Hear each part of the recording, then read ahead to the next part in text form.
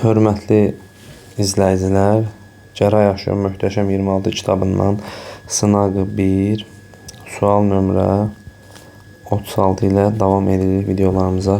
Videoları bəyənmək və kanala abunə olmağı unutmayın ki, növbəti videolar qarşınıza çıxsın və faydalana biləsiniz. Deməli, burada deyir ki, C amin turşunun ya tetrapeptidin kütləsini soruşur bizdən. Tetrapeptid nədir? 4 amin turşu birləşir.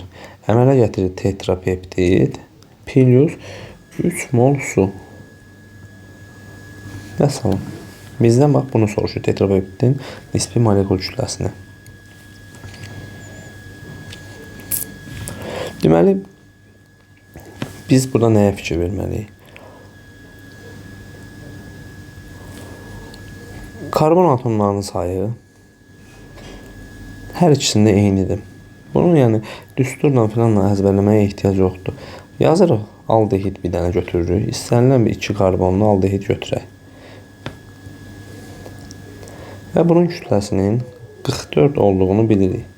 Və görürsünüz, nisbi molekul kütləsi, aldehidin nisbi molekul kütləsi x-nə işarət. Yəni 44 bərabərdir x-ə. Aşağıda yəni tapdığımız cavabı x-lə sadəcə əvəz eləyəcəyik. O da yəni çox da çətin hesablama deyil. Yəni ən rahat yolu budur bunun.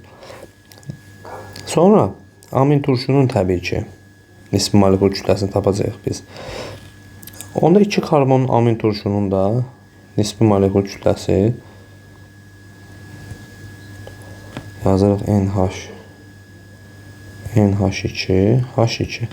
Bunun da nisbi molekul kütləsi 16, 14, 30, 32. 62, 63, bu da 12. 75'dir.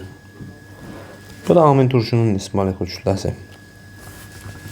Deməli, 4 dənə amin turşu, yəni 4 vur 75 bərabərdir tetrapeptid plus 3 mol su 54 qram. Buradan tetrapeptidin kütləsini hesablasaq, 300-dən 54 çıxaram, 246-nı almış olaram. İndi mənə deyir ki, bu 246-nı bu x-lə əvəz elə. Mən də baxıram ki, 246-nı x-lə necə əvəz eləyə bilərəm? Variantlara baxırıq. Deməli, 4x, 4 vur 44, 6, axırı 1 ilə qutaran cavabdır. Bu bizə uyğun deyil. 4 vur 44, 12 çıxsa 246 olmaz.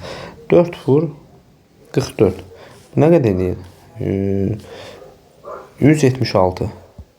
Üstünə 70 də gəlsəm, həqiqətən də 246 cavabını almış olarım. Yəni, görürsünüz, kalkulatorsuz hesablamaq mümkündür. Deməli, doğru cavab nədir? C variantıdır.